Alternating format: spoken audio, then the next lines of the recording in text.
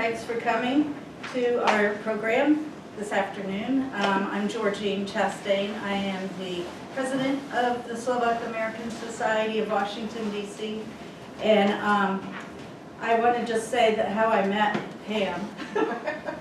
I met her in Sacramento, California 2 years ago when I went to the National Genealogical Society conference. It was the first time I ever went to a conference in person. And it was pretty, there weren't a lot of people there because people were still afraid of COVID.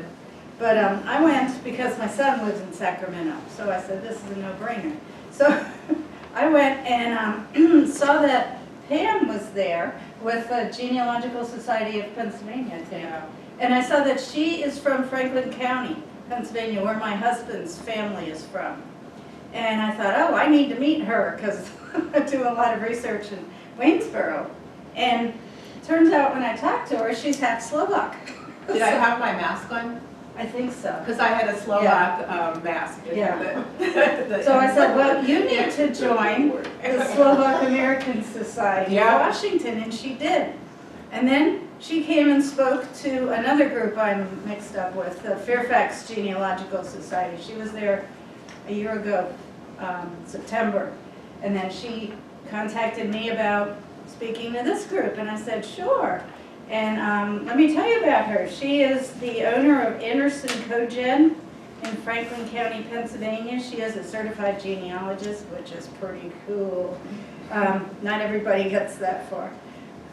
She's a member of the Association of Professional Genealogists, National Genealogical Society, the New England Historical and Genealogical Society, the New York Genealogical and Biographical Society, and the Maryland Genealogical Society, besides the Slovak American Society. That's right. Well, you knew that, so I didn't need to put that on there. She's also the secretary of the Genealogical Society of Pennsylvania.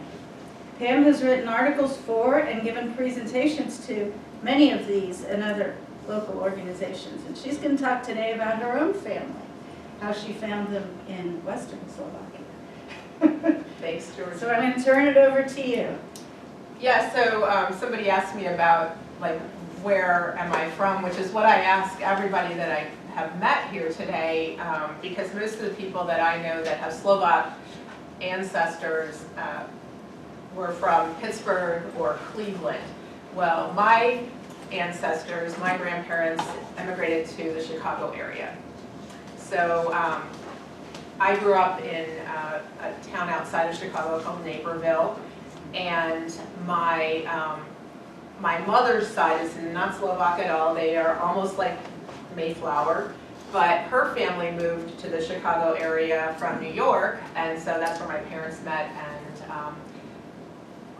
so I grew up in Illinois. I went to Illinois State University, got my master's in speech pathology, so I did that for 11 years, and then I did construction for 25 years, and I've been doing genealogy since about 2010 and professionally since about 2014, which is when this takes place. So I grew up really in the Chicago area. I was born in 1956, to give you an idea of where my head is as far as knowing I knew my grandmother very well. She lived until I went to college, and she was always around. So that's a little bit about my background with my Slovaks. I'm hoping that with this presentation it will give you some ideas on how to research your families. And I haven't done this presentation in about 10 years. So what I noticed when I was going through it is the pictures of me in this presentation of how happy I am to be there in Slovakia. I mean, I'm just like grinning ear to ear. It was one of the best times I've ever had, and we always talk about going back, and I think we may do that next year unless some of my relatives decide to come here. But so that's just a little bit of the beginning. So as you can see from there, my name is Pam, and my maiden name, I grew up as Praser, and it's not always pronounced that way. But So of those of you here, how many have been to Slovakia? A lot of people, great. Anybody on the western side of? Yay, oh, a couple, okay, great. Because that's where my people are from, and everybody else I talk to, they're from the eastern side. So it's rare that I get to meet people from the Bratislava area, which is where my people were from. Yes, so anybody have relatives still there? You think so? Okay, great. I didn't know that I still had family there until I began my research and when I started reviewing my trip, it made me, for this presentation, it made me realize that I really need to write this stuff up, which is what Georgine's doing about her family right now. So she's given me a little bit of inspiration. I'm the granddaughter of Edward and Marie, and we pronounced it Supina, and we pronounced it Praser. The C in the Praser right now, I did not grow up with. I grew up with, my name was spelled P-R-A-S-E-R, because my father and my uncle took the C out of their last name. Because when they were in school, their teachers pronounced it Praxer, and they were trying to assimilate, and they wanted it pronounced Praser. I decided to put it back in about 5 years ago, so when I write articles or on Facebook, it's written like that. I did have it on my Zoom chicklet until people started calling me Pam Praxer Anderson. So it's kind of gone full circle. I understand why my dad took it out. In September of 2014, my husband and I took a 10-day trip to Slovakia to find my family. And, oh, they pronounce it Pracher. So, yeah. And like any good genealogist, I began with what I knew. This is the only photo that I'd ever seen of my grandmother's family. All my cousins have this picture. This person right here is Marie Supina with her family in August of 1913 in Nitra, what was known when I grew up as Czechoslovakia. And her name we pronounced as Supina, but of course when I went over to Slovakia it's Šupina, and it's not Supina. And that's how I learned to pronounce it. I also learned that my grandmother was the oldest of 7, not just the people that were that you can see here on the pedigree chart. 3 of her siblings died young, and only 4 lived to adulthood. I also learned that my father had 4 first cousins still in Slovakia, which he never talked about. And he died in 2000, so once I started doing this research, I couldn't ask him, hey, did you know you have family there? And he just didn't talk about it. So I eventually got this 1955 photo of my grandmother with her sisters. On the left is Yolanka. In the middle is my grandmother, who my relatives called Marishka. And on the right is Ilanka. Ilanka went by many names in a lot of the records. Ilanka, Helena, Elena, and so it may switch throughout this PowerPoint. Of the 4 surviving children, Marie's 2 sisters stayed in Slovakia. My grandparents immigrated to the Chicago area in 1920. Her brother Stephen immigrated in 1923. He followed her to Chicago.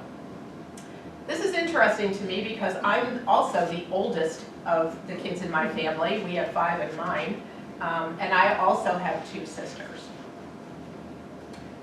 So I'm preaching to the choir here, but I'm going to go ahead and go through this slide for the people that know nothing about your country. Here's a little history. And I had to teach my family this because my family, my brothers and sisters were like, oh no, we're from Hungary. Oh no, we're from Austria. Oh no, we're from... I'm like, well, depends on what you're talking about. So until 1918, Slovakia was part of the Austro-Hungarian Empire. From 1918 to 93, it was Czechoslovakia. And that's the country I learned that my grandmother was from. She also taught me how to spell it. So like I was in first grade and I could spell Czechoslovakia. I was pretty cool. From 1948 to 89, Slovakia was under communist rule. And then in 1993, the Velvet Revolution separated the Czech and Slovak republics. You can see here, compared to Pennsylvania, Slovakia is about 19,000 square miles, just a little smaller than West Virginia. It's about half the size of Pennsylvania. Note that there is a shared eastern border with the Ukraine, which I don't know about you, but it's very concerning to me nowadays. There are 8 regions similar to our counties, and when we were there, we visited 7 of the 8 in our 10 days there. So how did I prepare for my trip? First, I contacted Michael Razis, who is a genealogist in Slovakia. Many of you may have heard his name.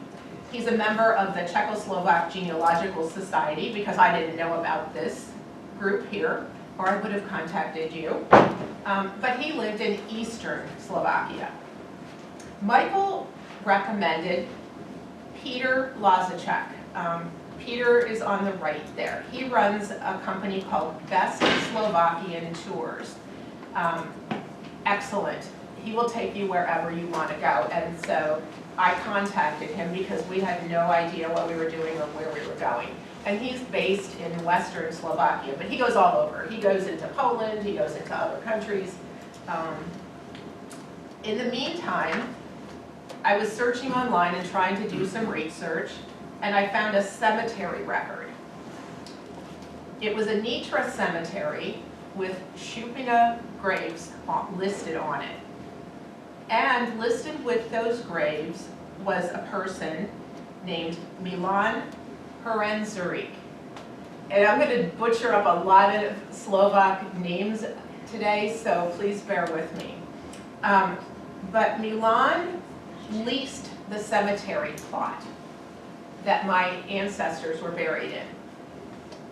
And he was my father's first cousin that I never knew about. So Peter, being the great tour guide that he is, contacted Milan for me, found him, talked to him. And then he told me what he knew about Milan. He said Milan spoke English, yay, and had access to email. And then Peter set up a meeting for us.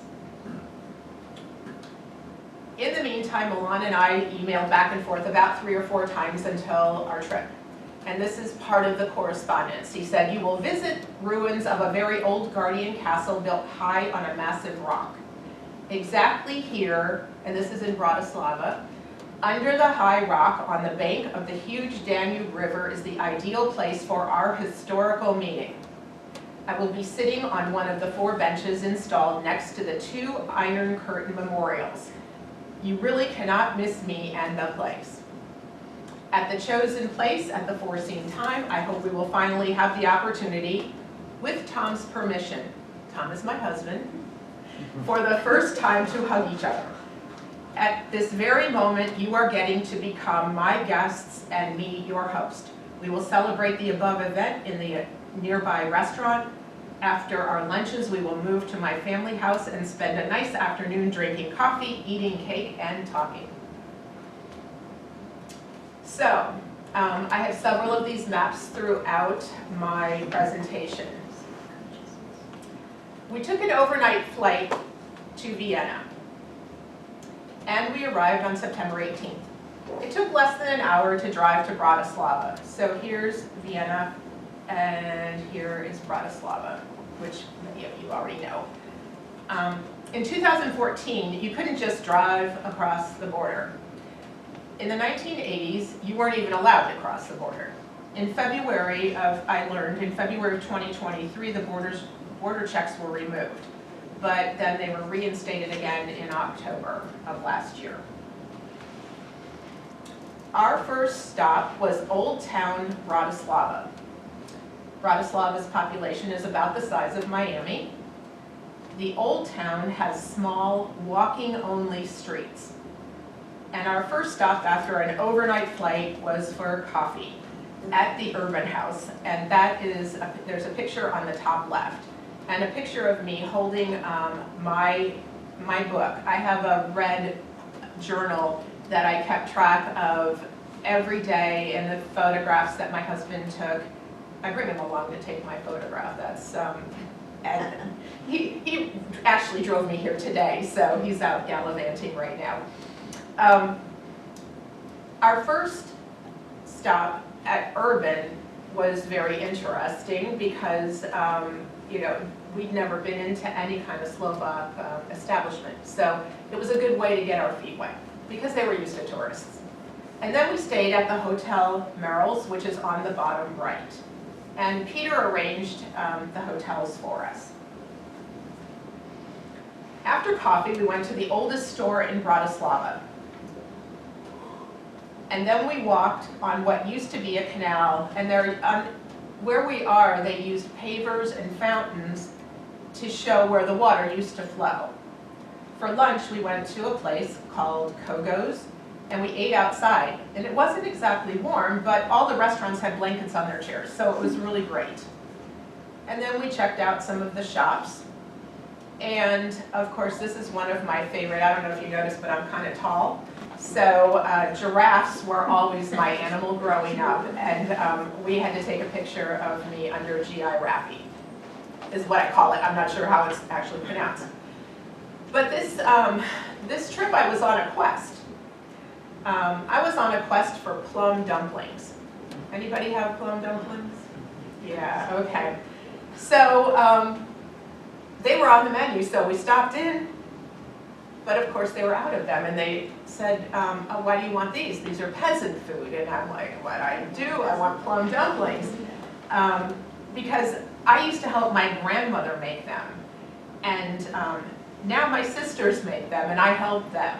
But I did find double-crossed vodka, which I never heard of before.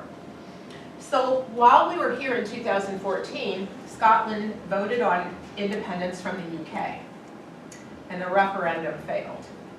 And this was a hot topic here because it was only in '92 that Czechoslovakia voted to split into the Czech and Slovak republics.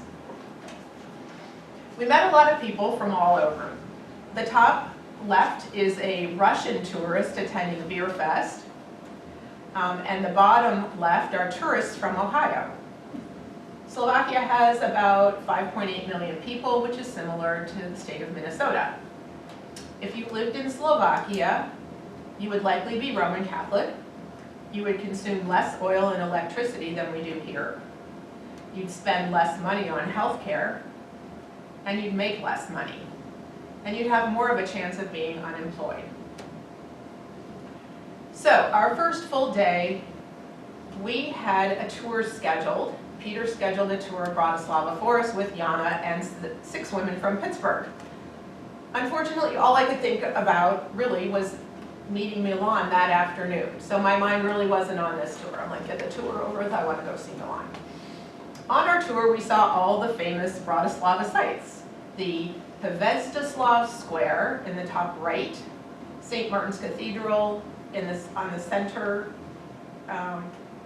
right, Old Town Hall on the bottom right, Hromadi's Palace, the bottom center, and St. Michael's Gate, which everybody has to have their picture taken in front of on the left.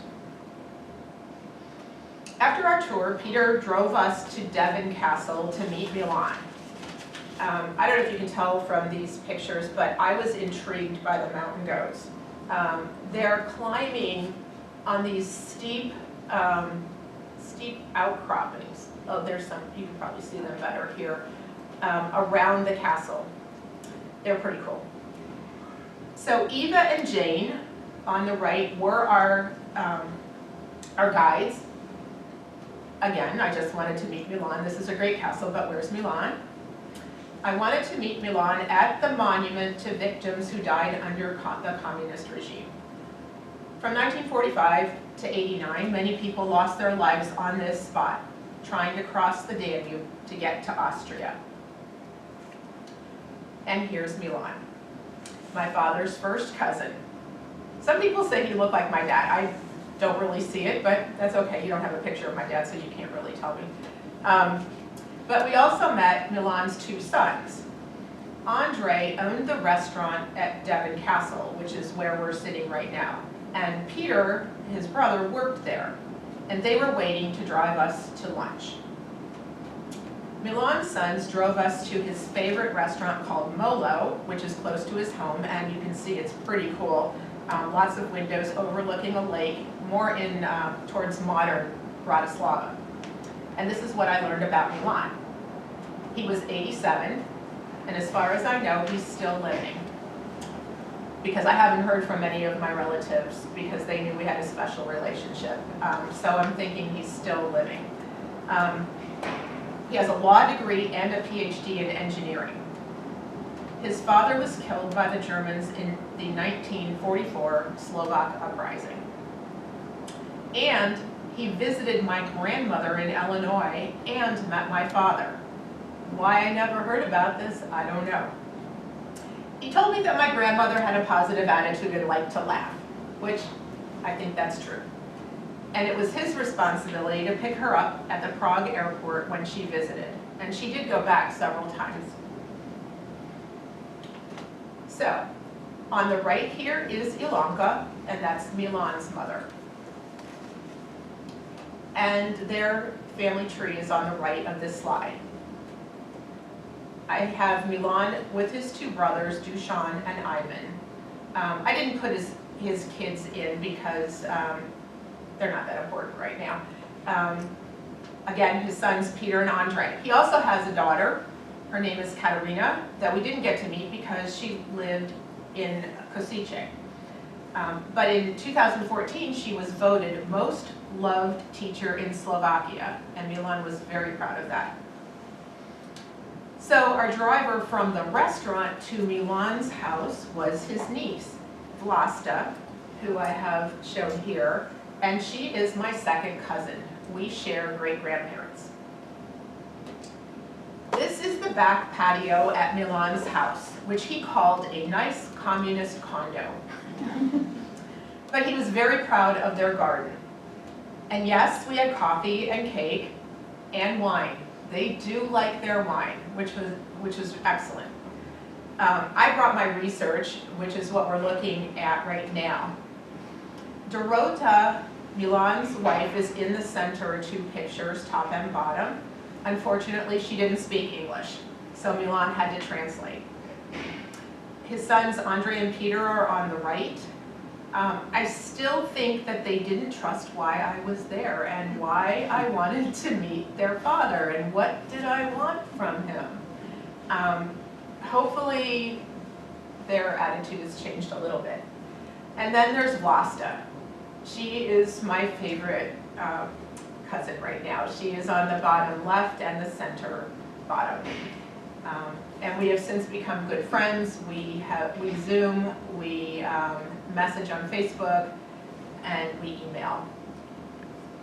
So, from Bratislava, we went to Nitra, my grandmother's hometown. It was about an hour drive from Bratislava, and Milan's son drove us there. But first, we stopped in the middle here in a place called Sered. That was my grandfather's hometown. Sered, on the left, is known as a Jewish community. According to my DNA, I have about 7% Jewish DNA. And I think it's likely from one of my great-great-grandparents and how I got this hair. My sisters and brothers both have this hair, and my father, and everybody else in my family has no curl at all. My grandmother was always jealous, she said, of my curly hair. So I'm assuming that my grandfather was the one that had that hair. Because of the abundance of Roman Catholics in Slovakia, we stopped at a Catholic church on the left, the bottom left. Milan and I are talking to the priests there. But the church had no records from before 1895 because they were confiscated by the state at that time, and they are now at the archives. Once we got to Nitra, we checked into our hotel, the Best Western Capital on the right. Now, check out that center photo. It says Napervilska ulica, which stands for road. I grew up in Naperville, Illinois. My grandmother lived there with my uncle's family. And Naperville and Nitra, where my grandmother grew up, are sister cities. A little weird, it kind of gives me goosebumps. So, in Nitra, we walked to the cemetery with Milan, the one where I had found his name online. And this is what I learned about Nitra cemeteries, or Slovak cemeteries. Many people are buried in the same spot. And if you don't pay the rent, the family is moved. Milan was responsible for taking care of the plot and paying the rent. I also learned that Istvan is Hungarian, Stefan is Slovak, for Stephen in English. And there are at least 14 of my ancestors who are buried in 3 plots here. Milan's mother is buried here with a memorial to his father. His father was the one killed in 1944, and they never found his body. So he was one of the missing. 2 days before our arrival, Milan had the Shupina marker replaced because the name on the marker Shupina was smaller than the name Kutalik. Kutalik is one of my grandmother's sister's husband's name, and he wanted Shupina to be bigger, Milan did. Milan's sister-in-law, Gitka, came and cleaned up the plot for our visit. So who is Gitka? On the bottom left is Gitka's house. She lives in Nitra. And she is in the center, top and bottom right. She is Milan's youngest brother's widow. She was married to Ivan. Ivan died in 1995. And their daughter, Yana, is in the top right picture with her dog. She loves her dog. Gitka and Yana didn't speak English. So again, that was kind of hard. But in the bottom center picture, you can see Gitka pointing to her beloved fig trees, which she had in her backyard, which she kept saying, figgy, figgy, figgy. I guess she figured if she repeated it a bunch of times, I would understand what she was talking about. So she did. Dusan, in the top left, is Vlasta's father and Milan's middle brother. Luckily, he spoke great English, even better than Milan. And he told me that all of my family was from southern Slovakia. And Milan brought me a present. Tons of photographs of my Slovak family that I had never seen. So you can see in the upper left-hand corner is that picture of the 3 sisters. Something interesting about my Slovak relatives, all of their husbands died young. Yolanka's first husband died of tuberculosis. Marie's, my grandfather died of a heart attack. Yolanka's in World War II. The Pracher family is in the top center. You can see them right here. This is my grandmother, my grandfather, and my uncle. My dad's not in this picture because he wasn't born yet. My uncle was about 11 years older than my father. The others could have been taken at Yolanka's funeral in 1958. They include my grandmother Marie, who's in glasses, Yolanka, the youngest, who is wearing the pearls, and my great-grandmother, who is also Marie, and she is on the right and bottom right side of these photographs. I was always so proud to know that I had a great-grandmother because I didn't know anybody else who did. I never met her, but I had a great-grandmother. And this is Lower Town Nitra. The synagogue on the top left is now used for concerts and exhibitions. The Old Town Hall on the top right is now a museum. The Palace of Justice on the bottom left is still a police station, and St. Michael's Chapel on the bottom right was used for weddings and special events. So,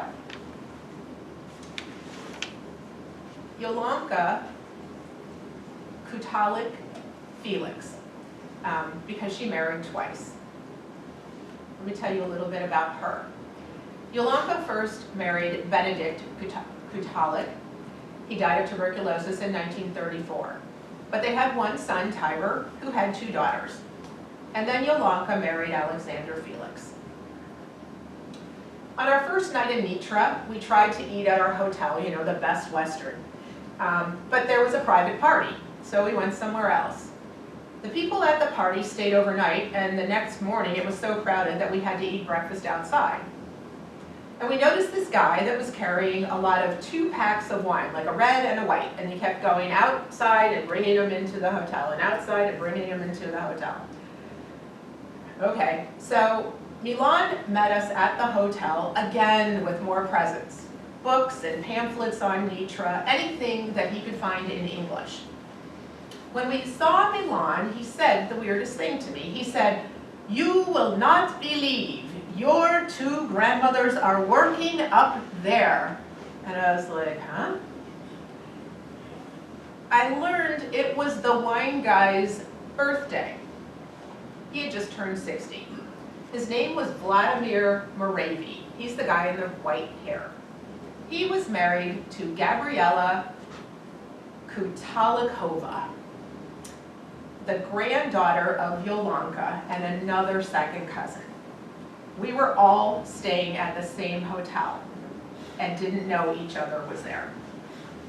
Like my husband says, you know, when you're from a small town, of course you're going to meet your family there. But I just did not expect that. When Milan introduced us, Vladimir gave me, well, I told him my name was Pamela Anderson, and so he's like, "Oh, Pamela Anderson." She was still popular back then. Yeah. But he also gave us some wine. The same wine that he was giving to all of his guests that attended his party. My husband thought it was hilarious that Mr. Vladimir runs a recycling company's picture. And so on the right, we were there, and on the right, he's showing me where my great-grandmother and his mother lived upstairs in his office. And then Milan took us on a walking tour of Nitra. On the left, so while I was doing my Nitra research, I also researched Stephen Supina, or Stefan, or Istvan, my grandmother's brother who immigrated in 1923, just 3 years after she came here. He was only 17 when he came, and his tree is in the center there. This is Nitra from a Google Maps. Podzemska means under the castle. In the top left of this photograph, you can kind of make out the Nitra castle there, and Podzemska is below it, the squiggly line. See if I can, like, it starts up here and goes down here. So right here where this arrow is pointing is where I found the Shupina home. But how did I find it? I found it on Stephen Supina's 1923 ship's manifest. There's a section that says, asks for a name and complete address of nearest relative or friend in the country whence alien came. And this is what was written there. Mother Shupina Marie at Nitra, Podzemska, UL 36. This map came up when I Googled, just out on a whim, Podzemska UL 36. So I kind of knew where that house might be. It was the same place Milan took us to. I didn't tell him that we went there the night before. I just wanted to go see if I was right. And he brought us to this same place. And at first I thought this was my grandmother's childhood home on the right, with the store that my great-grandmother ran on the left. I was told that she cooked soup for the poor during World War II. But according to Dushan, Vlasta's dad, this was not the original building that was there when my grandmother grew up. So the bottom center is Milan pointing to where he was born, a couple houses away. There was a building there at one time, but he was very proud of I was born right here. On the bottom right, a neighbor is telling him that he remembered the Shupina family and how they helped a Jewish family's daughter escape capture by the Nazis. Okay, on the left is where Milan's parents met. The top is a painting of the first Bata shoe store that his father managed. I don't know if anybody, has anybody heard of Bata shoes? Yeah, okay. He was very, it was a very prestigious position for him. And below that is what the store looks like now. His parents married at St. Ladislav's Church. She was 16 and he was 31. Yeah. Milan said, my great-grandmother was very proud because so many people had to stand on the pews to see the wedding. And I thought my grandmother might have been married there too. But no, she wasn't, and I still didn't know where. This is the town palace, also called the Region or District House or County Hall. It's now the Nitra Gallery. Stefan Supina, my great-grandfather, worked there for about 5 years. According to his death certificate, he was the county administration clerk. He died there in December, well not there, sorry, he died in December 1918 of the Spanish flu. He was 45. He's the only ancestor that I know of mine to die of the 1918 influenza epidemic. And supposedly on his deathbed, according to Milan and Duchamp, he told my great-grandmother, Marishka, there's a large sack of hidden meal. Take it and use it. Because he was also a baker, which I think is why my grandmother made such great plum dumplings and walnut roll and all the good stuff. This is the plague column on the path leading up to the Nitra Castle. It was built to commemorate the Black Death epidemics in 1710 and 1739. These are photos of me, my grandmother, and Ilonka taken about 60 years apart. And my grandmother is in the center there. On the left is inside the Nitra Castle. On the right is St. Emmeram's Cathedral, which is inside the castle grounds. It's also a seminary. And the Shupina family supposedly attended St. Emmeram's. So was my grandmother married there? Couldn't find out yet. This is a picture from Hotel Zlatý Klučik that overlooks Nitra, where we went for dinner one night. And then we were back on the road. So we were in Nitra and we drove 1 hour south looking for Slovak wineries. You know, the big thing is wineries in the US, in California, Maryland, Virginia, anywhere it has wineries. But we ended up in Hungary. On the top left is our driver. When we asked him his name, he told us that you can call me Stevo or Stefan, but his friends call him Pista. So I called him Pista. We drove south to Komárno, Slovakia, which is at the confluence of the Danube and Váh rivers, and then we crossed the Danube into Komárom, Hungary. I learned two things. On the drive, I learned that the roads and the land are similar to Pennsylvania. And Pista told us that all the family farms were taken by the state after World War II. And then they tried to return them to the children and grandchildren in the 1990s. But Slovakia also has excellent wine. But there were no large wineries like in the US, just small personal vineyards. So we also learned about Slovak drinks. Although they produce great wines, they don't export any. Has anybody ever found an export of a Slovak wine? Oh, you have? Where? You don't know? There was a store in DC on M Street that had it a few years ago. I don't know, but more recently there was some offer that we were able to get some bottles from. So I don't know. Yeah. Over Over time, there have been several people who Sometimes. imported some, but nobody's done it like sort of consistently. Yeah.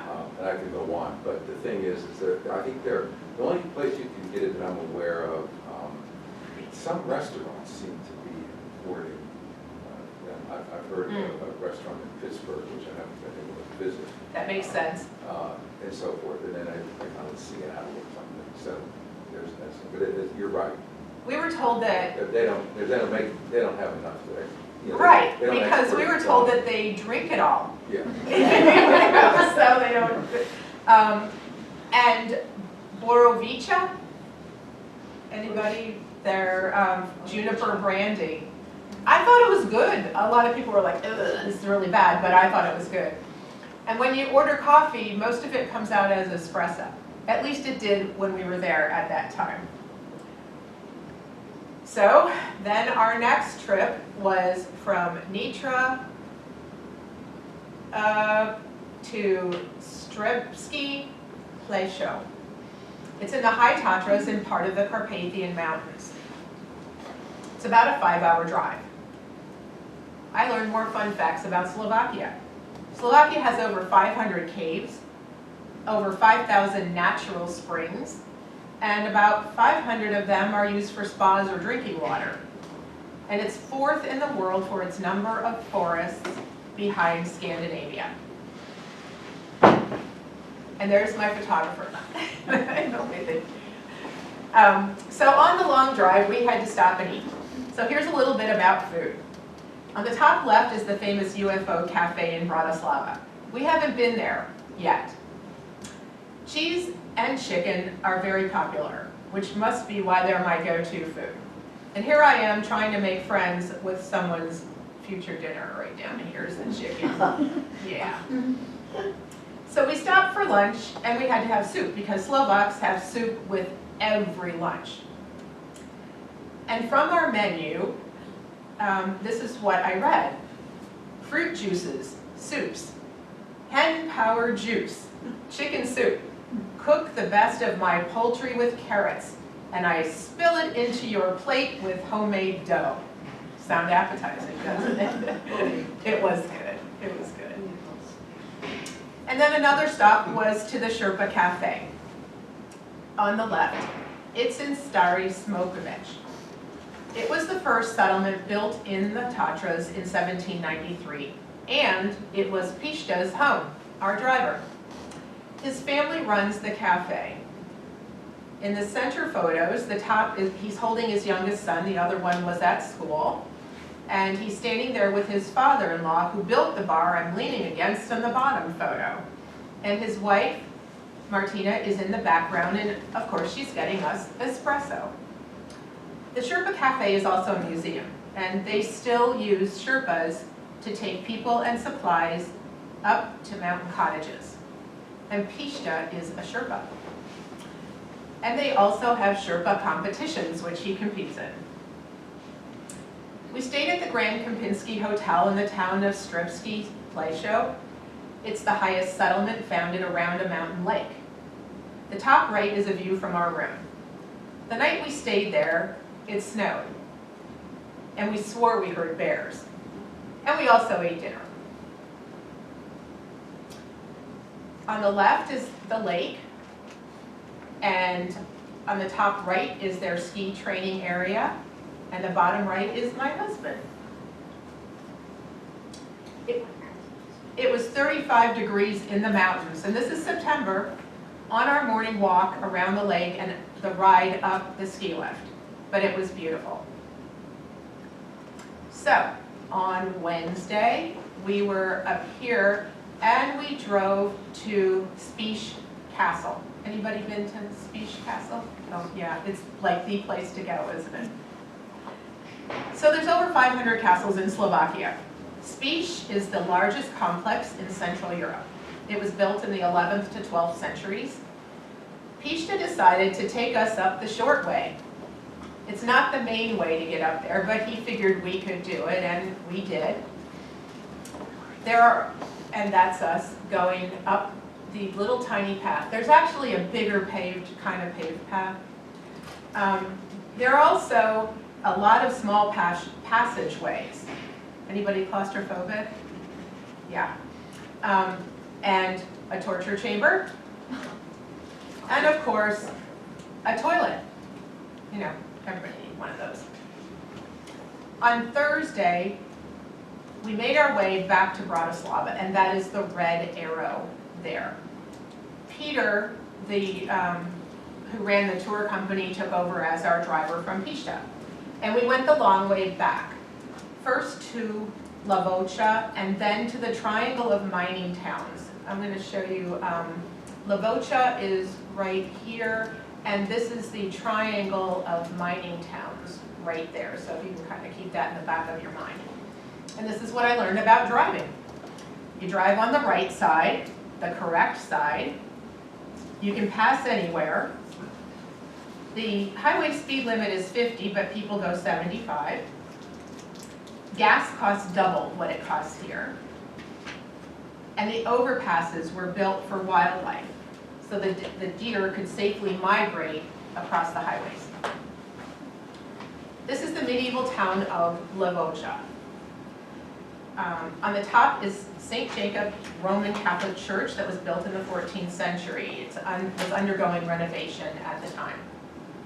In the center is the largest Gothic altar in the world, carved by Master Paul from lime wood. And at the bottom is the market that was there, and the vendor gave free apples for the Americans. So Peter told them we were from America.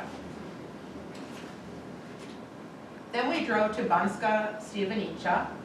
It's one of the 3 mining towns in the triangle, and the best part about it is has the Herb Brewery, which we stopped at for lunch.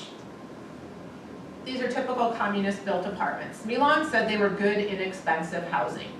The bottom apartments had been recently renovated. There were a lot of renovations going on everywhere. Friday was the last day in Bratislava and Slovakia. We just happened to be there for Beer Fest in Old Town. And we stopped to hear a singer. And she sang and spoke in English, which was nice for us. We also met Tomas. He was our bartender. And of course, I told him my name, and guess what he did? Yeah, you know, Pamela Anderson. And he gave us moonshine that his boss made. We said goodbye to Milan, and Tom shared our trip photos with him. And Milan brought me more presents, more photos, and roses. He also came back Saturday morning at 7:30 in the morning to say goodbye, just as we were leaving for the Vienna airport.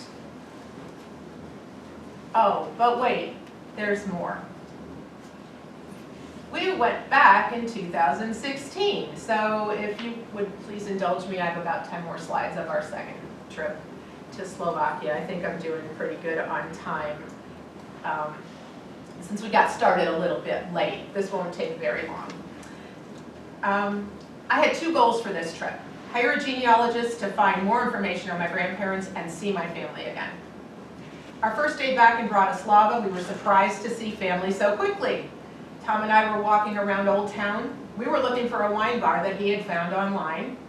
We didn't find the bar, but we found Milan. We're in this huge town of city of Bratislava, and we're like, Milan? And so there he was, and he took us to his favorite wine bar for a drink. Don't I look happy? I told you I looked like really happy in all these pictures. The next day was family day. It began with a trip to Bratislava with Milan, Vlasta, and her father, Dusan. Dusan has since passed away, which I'm very sorry about because he was wonderful. Then we went to the Danubiana Art Museum, a modern museum of art, and a very cool place. And then Vlasta drove us to her house in Bratislava, suburb, to meet her husband Milo and their children, Christian and Vicky. They were in their early teens at the time. They've both since graduated from high school. They all spoke perfect English, and they wanted to practice their English, so they were excited that we were there. I don't know how you grew up in your family, but the one I grew up in, we were always told to take our shoes off when we got in the house. And that's what they did in Vlasta's house. Everybody took their shoes off. So now I kind of think it might have been a Slovak tradition that I grew up that my dad passed on to us. While we were there, Dushan gave me a hand-drawn family tree and asked me to take the only copy he had of it home and make corrections, which made me feel really good. And Milan gave me a photo that he said was my father on the right. Well, I immediately knew it was not my father. I knew it was Stephen Shupina by the ears. He was my grandmother's brother who immigrated in 1923. Milan and his family believed that Stephen went to the US and was never heard from again. I knew about him because he lived in the US. So I researched Stephen's family, and I met another set of second cousins that still live in the Chicago area. I gave them this picture that they had never seen of their father and grandparents. Before we left their house, Vlasta and I agreed to meet for dinner on our last day in Bratislava. But again, we decided to go up to the High Tatras, and we drove to the museum of the Slovak national uprising in Banska Bystrica on our way to honor Milan and Dushan's father, who was killed in 1944. Dushan wrote a huge narrative about his family, and he gave me a copy, which I plan to incorporate into the Shupina family story, thanks to Georgine's impetus there. We made another visit to the Grand Kempinski, and we walked around the lake to another restaurant. Guess what I found? My first plum dumplings. Yep. The next day, on Monday, we drove to the base of Lomniki Shti, which means peak. It's over 6,800 feet high. We took 3 different cable cars to get to the top, but it was totally in the clouds with no view. And we were told that maybe 5 days out of the year, there was a view of that. But if you get a chance, just the trip up there is magnificent. Then our driver took us to lunch next to the Sherpa Cafe. And Pishta just happened to walk in. So I went to say hi. It had been 2 years, and it took him a minute to recognize who I was. We went next door to the Sherpa Cafe, his house, for coffee and to watch Sherpa videos. We then returned to Bratislava and found a wine bar, but there was no place to sit. The people on the left in this picture, Fiona and Mark, are from the UK, and they invited us to sit with them because they had 4-seater at their table and there was room. And they asked us what to do in Bratislava. So we invited them to dinner, and that's where we are at dinner. We also met Pavel Filgas, who did watercolors with coffee. They like their coffee in Slovakia, don't they? I ordered a beautiful painting. I asked him if he could paint my grandmother's street and the Nitra castle. And he sent this to me, and it now hangs in our dining room. On Wednesday, I met with Peter Nagy. He's a genealogist that's familiar with the Nitra region, and he spoke Slovak and English. We met at the Nitra City Archives to get 2 1918 records. One of Stephen Supina, my great-grandfather's death certificate, and second, my grandparents' marriage certificate. On the marriage certificate, my grandfather gave his last name as Konas, K-O-N-A-S. But he signed it as Pracher. It is still a mystery to me why there was such a drastic name change between Slovakia and the US. And that's about where it changed. His ship's manifest says Pracher, his Slovak records say Konas. We walked to the parish office for the marriage record now that we knew where they got married, but it was closed. After we got home, Peter contacted Saints Peter and Paul Church to get my grandmother's birth record and my grandparents' marriage record. And then we drove to the Nitra State Archives to get the 1919 census. I had to photograph the microfilm reader because their reader didn't print. It listed my great-grandmother Maria renting a house on Pozamska with Yolanka, Stefan, and Helena. And it also gave their birth years and places. Our last stop was the Sored City Hall for my grandfather's family. No photographs were allowed of any of the records. So Peter, my genealogist, love him, transcribed everything for me. He also found a birth record for my grandfather's younger sister, who also immigrated with her parents after her brother. And he turned the page, and on the next page was a record for his sister's stillborn twin that I knew nothing about. So good thing Peter turned the page. On Thursday, we went to the Holocaust Museum and Labor Camp back in Surrey. Although Germany had the most famous labor camps, it wasn't the only place that had them. Friday night, our last night in Slovakia, we had dinner with Vlasta and Milo at their favorite restaurant, Gato Mato, next to this abandoned mansion. Vlasta suggested that we buy it for our future home in Slovakia. It's still for sale. Well, at least it has not been renovated. Vlasta and I plan to meet up again. We've talked next year, we hope, either here or there. Tom's got it on his list, his bucket list of planning. So that's what we hope to do. Thank you. The end, really. Does anybody have any questions?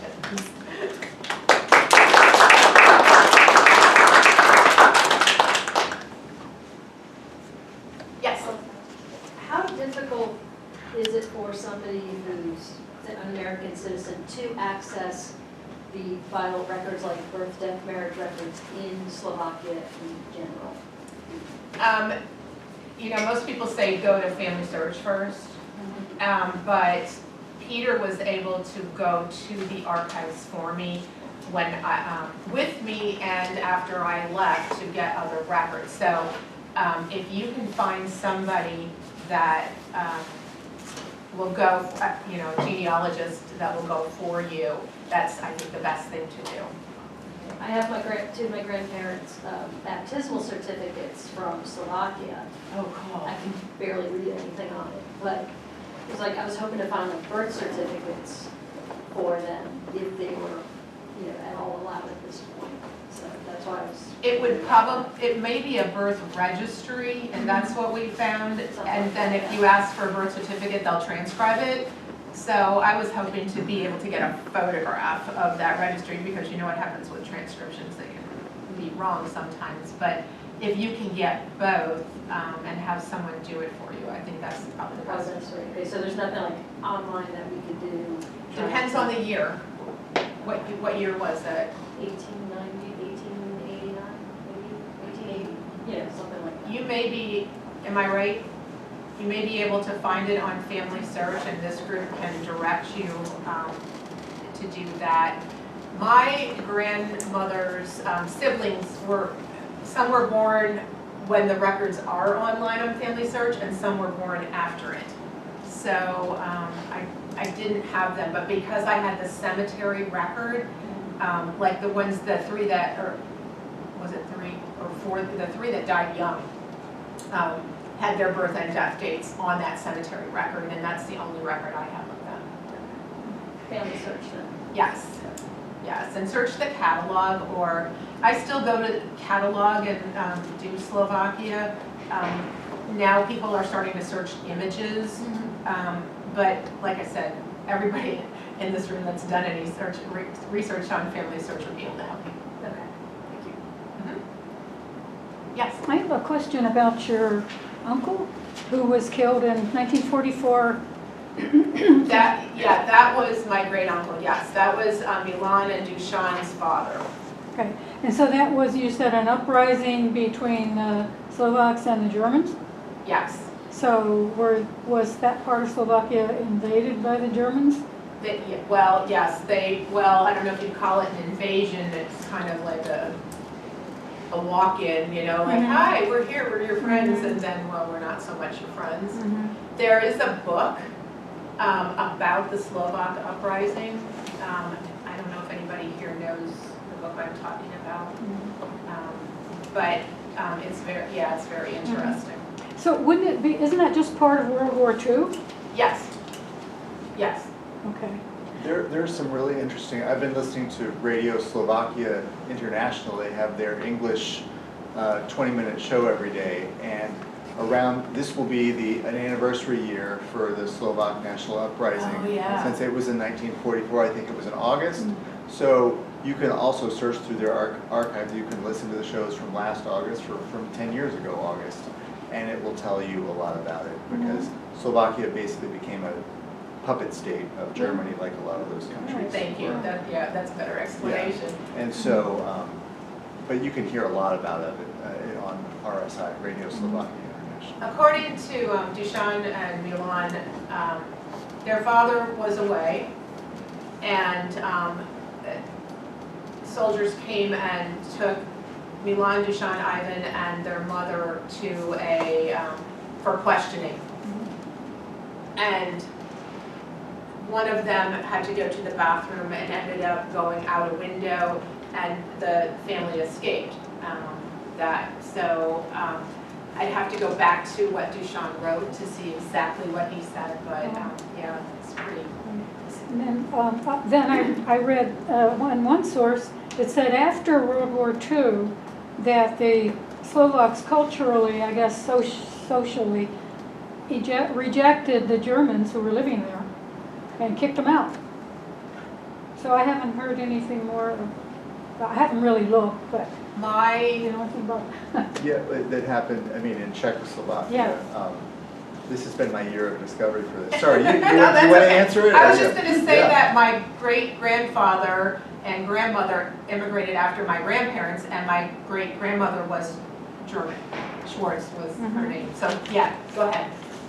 In Czechoslovakia, since the German minorities had kind of caused trouble and allowed Hitler to come in and take over in 1938-39, after the war, they pretty much said to all the ethnic Germans, off you go. I think the same thing happened in Poland and other countries around there, where it was this, quote, cleansing area where they said, out you go. So, But my relatives were able to stay because they had married Slovaks. yeah. They were women, and so they no longer had a German name. And I guess that's the only reason they were able to stay. Well, that's After true, World War and I don't know, I still am trying to figure out the Konus Kracher change. I mean, it wasn't by 1 letter or 2 letters or 3 letters, it's everything, so. Yeah. Yes, Georgine? I was going to say it might be an alias. I'm not really sure how this happens, but sometimes there's more than one family with the same name in the village.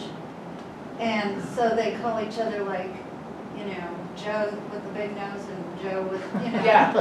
That had the Like a junior, sheep. senior Yeah, kind of or, thing. yeah, so it might, I have some of that in my family, and that's what I'm told, that they're an alias.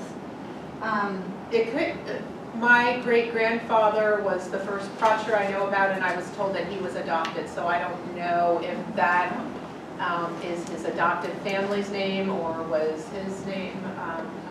Yeah, it's, you know, for growing up as Praser, it's pretty basic. It's not anything unusual, but there are very few around. Like, I'm usually related to somebody that I know is Praser. Yeah, thanks. More research. Yeah, is thank you. Can required. you do that for me? Get right on that. Yeah. Thanks. Anything else? Yes. I just had I had the opportunity to go just in February, a couple months ago, for the first time to Where did you Slovakia. go? Well, I first went to Košice, where I took an orchestra audition, and then my great-grandmother's village is near Prešov, in the east also, and then I spent a day tracing my way across to my great-grandfather's village, which is up in the northwest part of the country, near Žilina, if I'm pronouncing it correctly. It's a little village called Stara Bistrisha, and that's where when you had the pictures of the cemetery. I was just kind of driving around, checking out the town, and didn't talk to anyone because it's just a bunch of old dudes at the bar at 4 p.m. on a Saturday, and it wasn't going to be any language happening. So then I drove up into the cemetery and I took some videos of it, and when I showed my mom and my aunt, we were all struck at just the care. Every single headstone, I mean, it's almost like an arms race between families to make everything look beautiful. And these were old headstones, but when you talked about that, how he replaced the headstone and she went and cleaned it up before you got there, my mom, when I showed her our pictures, said, oh, well, yeah, your grandfather, he was always in charge of all the headstones and took care of all of that. So there's something in the Slovak culture that really cares for the cemeteries, because I had never seen anything. Yeah, I don't think Tom and I appreciated how much work they put into it when we first went. And we're like, yeah, okay, it's a cemetery, okay, cool. But we didn't know that Milan didn't tell us that that he replaced the headstone. I think it was Duchamp that eventually told us that Milan had it replaced. One thing I forgot to mention, DNA testing. I had Vlasta and her dad Duchamp do DNA testing. And because of that and my DNA testing, I found more relatives in Australia. So where mine immigrated, I think it was great grandparents immigrated to the U.S. Hers had immigrated to Australia. So I just couldn't believe that I would find a relative by doing DNA testing, a Slovak relative, but the names looked really, really weird, and I must be related to them somehow, and we were close matches. So consider that too. So you mentioned, back to the cemetery topic, that if the family doesn't pay the rent, I'm assuming that's down through generations, that they will go off the grave. And so Yes. are there records made? Does that also obfuscate the record, or are there records made? I would assume so. There was a cemetery office at this cemetery. It was a very large cemetery, and man, they are packed in there, right? I mean, I don't know, the cemetery that you went to, was they pretty packed in with? It was up on a hill okay. over the town, so it wasn't, I don't think space was as much of an issue there. But yeah, I had the same question, because I could have walked around for 2 days looking for the name Kashubik on one of the headstones, but I needed to just go to the office or find some way to reach them, or the region office of that. So Yeah, Duchamp went. That's where you need a genealogist. Duchamp went to the cemetery office. When the day we were there, it was closed. It must have been a weekend. He went to the cemetery office and pulled the records for that. And that's where I found the siblings that had died young, from the record that Duchamp pulled from the cemetery office. So when the remains are removed, the headstone also? What is the headstone? Yeah, because there's people dying to. But I'm sure the records are still on. The records. So did you say they moved the headstone? I would. Well, yeah, they would have to. Yeah, I don't know what is done with That's them. heavy. with it, yeah. That's a question for my Slovak ancestors. Yes. Anything else? Yes. You said that in 1989 they centralized their records from churches. So I think you said they went to a central archive. I said in 1895, I think they did. I'm sorry, Yes. 1895. Yes. Those church records at that particular, I don't know why we stopped at that church. It was like, oh, here's a church, let's stop here. It's in the town that, somebody was at, but we weren't really focused on our research at that point. So that's why. Those were Catholic. Where would the archive be then that they moved them to? Well, Nitra has a city archive and a region archive too. So I went to both of those on our second trip. Anything else? Just as a follow-up on the Slovak uprising, or the history, I happened to read Madeleine Albright's book, Prague Winter. It was terrific because it talked, she was born in about 1936, so it talked about her family's journey before the war, so it talks about all of that history of Czechoslovakia before the war, which I was a little hazy on. of course, then they were in England after during the war, then they go home, where her father was a diplomat, and it talks about that history of Czechoslovakia after the war too, which we don't really hear about, so. Yes, I remember my grandmother traveling, going back to visit a couple of times. So I, every time she came back, I have a little Czech dolls, and everything that she would bring back for me. But I wish I wish, how many of you said it? I wish I would have talked to her more. I wish I cared more about it. But we were just so happy to find people still there that remember my grandmother and thought we had just disappeared, and we haven't. So we've made connections. Okay. All right. Thank you, everybody. All right, now, it's called